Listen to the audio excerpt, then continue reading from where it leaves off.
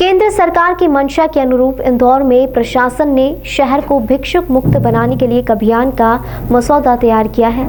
बुधवार को इसी मसले पर सांसद शंकर लालवानी, कलेक्टर मनीष सिंह और निगम कमिश्नर प्रतिभा पाल के साथ ही डीआईजी मनीष कपूरिया की मौजूदगी में अहम बैठक आयोजित की गई।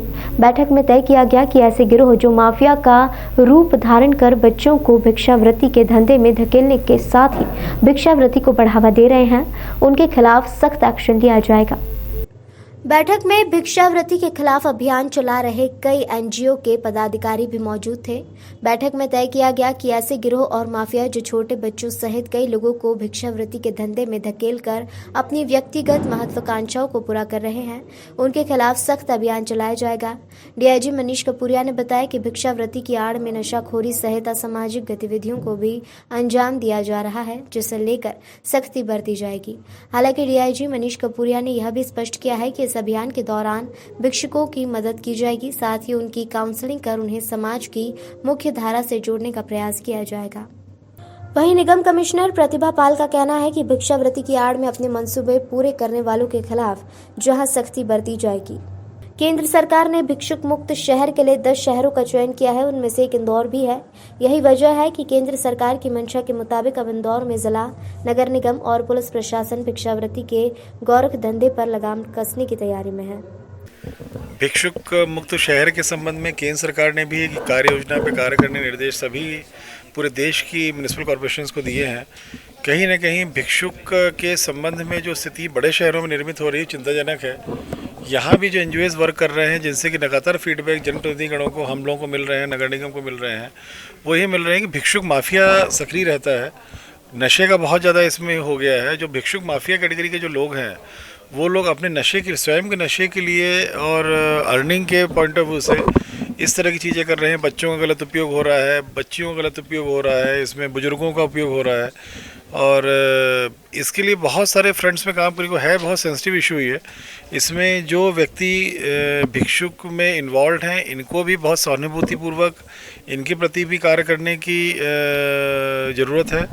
प्लस जो इस माफिया के रूप में जो इनसे कार्य करवा रहे हैं, उनके खिलाफ सख्त कार्रवाई करने की आवश्यकता है। तो उसमें नगर निगम सभी, जैसा कि केंद्र सरकार ने निर्देश दिए हैं, नगर निगम एनजीओज़ की नियुक्ति कर रहा है। एनजीओज़ के रहने से सॉफ्टवेयर टच जो रहता है उस पर भी कार्य होता है। जो लोग ऐसे पाए जाएंगे उनको किस केंद्र में शिफ्ट करना है, उस केंद्र में जब शिफ्ट करेंगे तो उनको वहाँ से निकलने नहीं दिया जाएगा। उसके बाद सामाजिक न्याय विभाग हमारा 3 दिन के अंदर मजिस्ट्रेट को सूचना जाती है, उसकी वहाँ से आदेश होता है वहाँ से, तो वो सब लीगल प्रक्रिया करनी पड़ेगी। तो वो सब व्यवस्थाएं भी करनी पड़ेगी। माफियाओं के विरुद्ध भी कार्रवाई करनी पड़ेगी। कंजर टाइप के लोग जो लोग चौराहे पे ज़बरदस्ती कांच में नॉक करके परेशान करते हैं लोगों को, उनसे भी सतर्क रहने की ज़रूरत है, क्योंकि उनके द्वारा कई घटनाएं भी की जा चुकी हैं जहां कार के कांच खुले हुए थे। इन पर भी एक्शन लेना आवश्यक है। तो बहुत सारे फ्रंट पे आज चर्चा हुई है और किस प्रकार से एक्शन लिया जाएगा। डीआईजी साहब थे, नगर निगम कमिश्नर थी, माननीय सांसद जी की अध्यक्षता में बैठक हुई थी और अभी उसमें कुछ वर्क करना है हम लोगों को, और फिर एक बैठक और होगी, फिर इसमें हम लोग गंभीरता से। जो बैठक थी इसमें माननीय सांसद जी, कलेक्टर सर, डीआईजी सर भी शामिल हुए। बेसिकली जो पिछले समय से कुछ छुटपुट काम हम लोग कर रहे थे, उनको और किस तरीके से प्रभावी किया जाए, किस तरीके से और रणनीति बना के ये काम किया जाए, तो इसमें 2 विषयों पर चर्चा होकर सहमति बनी है। पहला कि ऐसे लोग जो माफिया के रूप में जो इसको एक अलग से अपना काम बनाकर बैठ गए हैं, इन लोगों के खिलाफ कार्रवाई की जाए। तो इसमें डीआईजी सर ने एक स्ट्रेटजी बनाई है और साथ ही इसमें एक सेंट्रलाइज टीम और सभी थानों की टीम को भी निर्देशित करने के लिए उन्होंने इस बैठक में कहा है। तो इसमें ऐसे लोग जो जानबूझ करके अपने परिवार को, अपने परिवार के लोगों को भीख मांगने पर मजबूर करते हैं और उससे रात में अपना जो पैसा इकट्ठा होता है उसका उपयोग अपने काम में करते हैं, ऐसे लोगों के खिलाफ हम लोग अलग स्तर से कार्रवाई करेंगे और उनके खिलाफ जो भी धाराएं हैं उनमें कार्रवाई होगी। दूसरा जो तरीका है, ऐसे लोग हैं एक प्रकार के जो असहाय हैं और उनकी कोई फैमिली नहीं है, तो उनका रिहेबिलिटेशन, उनका रेस्क्यू करना, उनकी स्किल अपग्रेडेशन, ये नगर निगम की जवाबदारी रहेगी। चूँकि अपना जो भिक्षु पुनर्वास केंद्र है वो पूरा बन के तैयार हो चुका है। एनजीओ का इम्पैनलमेंट का टेंडर किया जा चुका है, तो जैसे ही एनजीओ इम्पैनल हो जाएंगे ये कार्रवाई हम लोग ये दोनों स्तरों पर इस बार शुरू करेंगे, जिसमें पुलिस की सख्त कार्रवाई भी रहेगी, साथ ही जो ज़रूरतमंद और असहाय रहेंगे उनका रिहेबिलिटेशन का काम भी नगर निगम की टीम करेगी एनजीओ के माध्यम से। अपना जो पीपलीहाना तालाब है वो बहुत अच्छा, चूँकि अब उसमें एसटीपी का पानी आकर तालाब में पानी भी पर्याप्त मात्रा में है, तो उसके आसपास कुछ सौंदर्यीकरण का प्रोजेक्ट काफ़ी लंबे समय से ड्यू था, तो उसका काम हम लोग तेज़ी से शुरू करें ताकि उस एरिया के मॉर्निंग वॉकर्स को और तालाब के सौंदर्यीकरण के काम को कंप्लीट किया जा सके। इसके अलावा जो सिटी फॉरेस्ट है वहाँ भी कुछ छोटे छोटे काम ड्यू हैं, तो उन्हीं के संबंध में निर्देश दिए गए कि वो काम भी हम लोग टाइमली ख़त्म कर लें, और उनमें एडवेंचरस स्पोर्ट्स का एक सिटी फॉरेस्ट में स्कोप है, तो उस पर भी हम लोग विचार कर रहे हैं।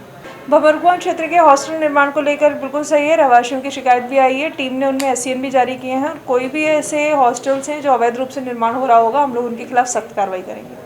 आज की इस बैठक में माननीय सांसद महोदय, जिलाधीश महोदय, नगर निगम का अमला और सभी स्टेक होल्डर्स थे, और जो भिक्षुक लोग शहर के अंदर हैं इनके पुनर्वास के लिए और इनको ऑल्टरनेट व्यवस्था देने के लिए सभी बिंदुओं पर चर्चा की गई है। हम चाह रहे हैं कि सभी का जो भिक्षुक हैं उनके हित में जो स्टेप्स लिए जा सकते हैं वो लें, ताकि वो भिक्षावृत्ति से बाहर भी आएँ, उनका स्वयं का भी उद्धार हो और शहर की जो आम जनता है उनको भी इस प्रॉब्लम से मुक्ति मिल सके, क्योंकि विभिन्न चौराहों पे अशोभनीय स्थिति निर्मित होती है। कई बार ये अपराध में भी संलिप्त होते हैं, विभिन्न प्रकार के ये सूचनाएं हैं कि वे ड्रग्स भी लेते हैं, कुछ माफिया भी इनके पीछे काम कर रहे हैं जो कि इनको आगे करके अपने हित साधते हैं। तो एक समग्र प्रयास करने का कार्य योजना तैयार की गई है, उस पर हम कार्य करेंगे जी। उसमें भी विभिन्न एनजीओज़ जो यहाँ के हैं जो इस बिंदुओं पे काम कर रहे हैं उनका भी सहयोग लेंगे, और जो वैधानिक प्रावधान है उसके तहत उन पे कार्रवाई की जाएगी। इसमें सभी स्टेक होल्डर्स जो स्वास्थ्य विभाग है, महिला बाल विकास विभाग है, नगर निगम है, इन सभी का सहयोग लिया जाएगा, और मूलतः वे भी भारत के नागरिक हैं, उनका एक जो कॉम्प्रिहेंसिव रिहेबिलिटेशन है वो किया जाए कि जो जिस कार्य के लिए सक्षम है, कि यदि कोई अल्टरनेट प्रोफेशन वो कर सकता है, कोई किसी कार्य धंधे में आ सकता है, तो उसको उस प्रकार का प्रोफेशन भी उसके लिए व्यवस्थाएं की जाएंगी। तो ये एक पूरी तरह से मानवता के तौर पे इसको डील करेंगे, और उनके साथ कोई ऐसा व्यवहार नहीं होगा जो कि अपने सभ्य समाज के साथ मैच ना करता हो।